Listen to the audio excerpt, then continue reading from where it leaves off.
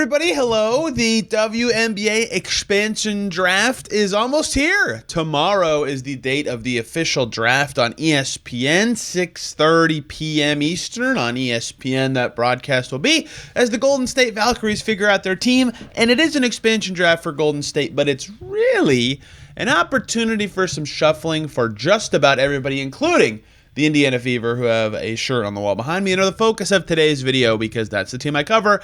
And I want to dive into the outlook here for the Fever ahead of the expansion draft, who they could protect and leave unprotected, what they could do beyond just losing a player, if that even happens, right? It's a very interesting day how this all works. Golden State has a pick. They can pick one player from each team. They could also not pick somebody from a team if they don't want to. They can do trades.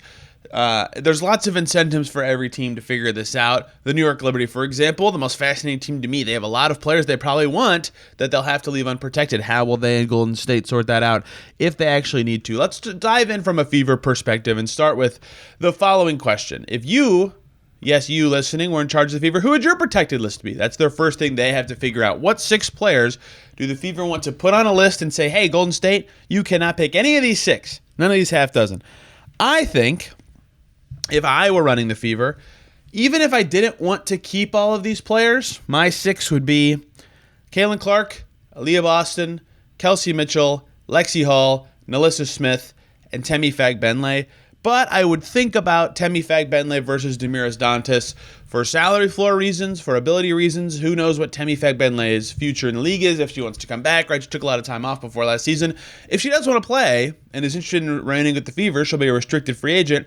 I think I would keep her as the Fever, as the 6th player protected, and then the starters for most of the season. I know most fans wonder about Nalissa Smith's long-term future with the Fever. I think her trade value is high enough that you absolutely keep the asset, even if you have no plans of keeping her. That makes more sense to me than letting her just go unprotected in the draft. A very high peak player who's a number 2 overall pick in a recent draft would certainly be the player taken by Golden State, right? So I could get an argument for, I suppose, other players. That to me would be the list for the Fever and where they go and where they head, which would leave Victoria Sexton, Christy Wallace, Grace Berger, whichever one of Temi and Damiris would be unprotected, Katie Lou Samuelson and Erica Wheeler as the 6 unprotected available to be chosen players by Golden State. And of that group, to me, the 2 standouts that could be picked for one reason or another would be Grace Berger, all rookie team 2 years ago, didn't play very much last year as Cailin Clark joined the roster. And the guard rotation changed significantly, obviously, when that happened. And Katie Lou Samuelson, who did not have the season I think some expected in her first year with the Fever, but now with the full season under her belt, since having her first child, understands what it takes to be in the league.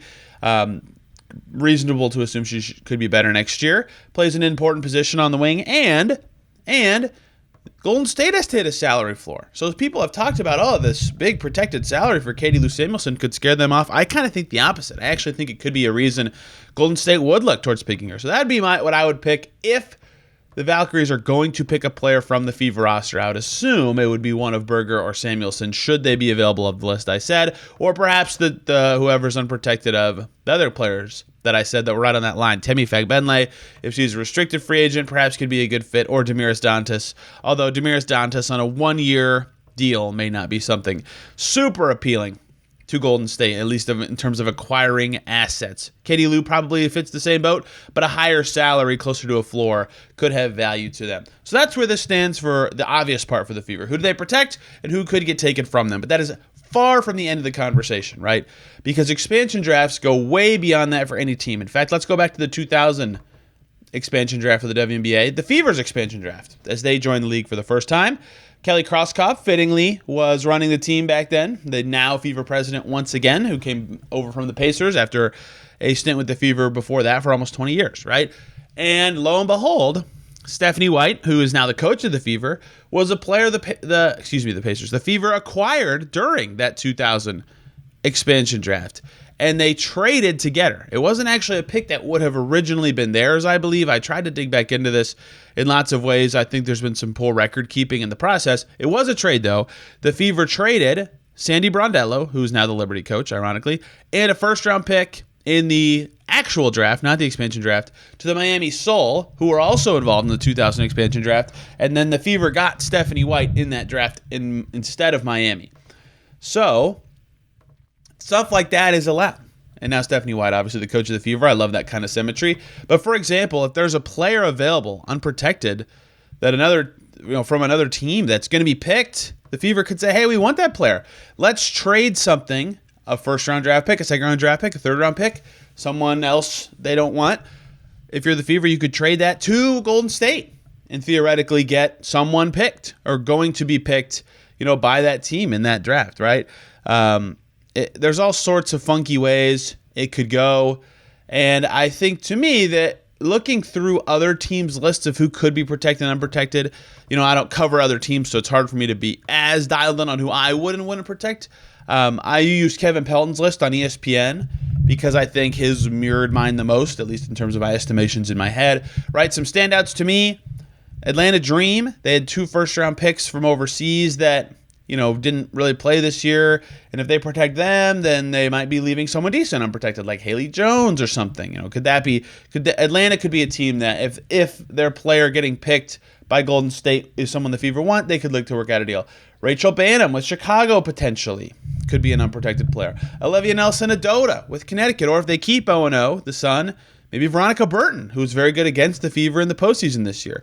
And a lot of you will roll your eyes at guards and say, the Fever have lots of those. Or really any position. You just need talent, right? Every team's looking for talent and depth. There's going to be injuries. There's going to be reasons to play all sorts of players, right? 1 and 2.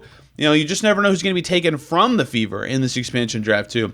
Dallas has a lot of bigs. Stephanie Soares, Lou Lopez-Sanchal, Kalani Brown, who could all wiggle free in this process. Alicia Clark with Vegas. Vegas is going to have to pick someone to be out of their mix, right? The Sparks, Stephanie Talbot, Lexi Brown could wiggle free. Dorka Juhas, Cecilia Zanalashini, I said that wrong, excuse me. And Jess Shepard could be coming out of Minnesota. Han Shu, Maureen Johannes, Kayla Thornton, Markeisha Davis, all players in New York who could be unprotected. And in Washington, Jane Melbourne, Julie Van Loo, Elena Deladon. That's going to be a fascinating name to watch in this to me. Steph Dolson, Siki Kone, just to name some players who could be available. Not saying the Fever should want anyone I just said, although I would have some players on that list that I think, they could be good in Indiana, that if the Fever want them, they could say, hey, let's trade something to the Valkyries to say, hey, we want that. Pick that, and we'll do a trade then. So there's a good opportunity to kind of set that kind of stuff in motion for the Fever, or you're trading them something to say, don't pick a certain player for our team. There's all sorts of ways that these can get creative and be funky and fun and exciting, and I really enjoy that kind of stuff. And so how this actually goes for the Fever will be really telling, right? It's hard right now to look at their roster and say, what specifically do they need? If they have Kelsey Mitchell back, Erica Wheeler, potentially in the outs, but who knows? They'd have the room to keep her. So that they could have Cailin Clark and Kelsey Mitchell and one of Christy Wallace or Grace Berger and other players in their backcourt already, right? Do they actually need another guard? They also have their first-round pick as of right now.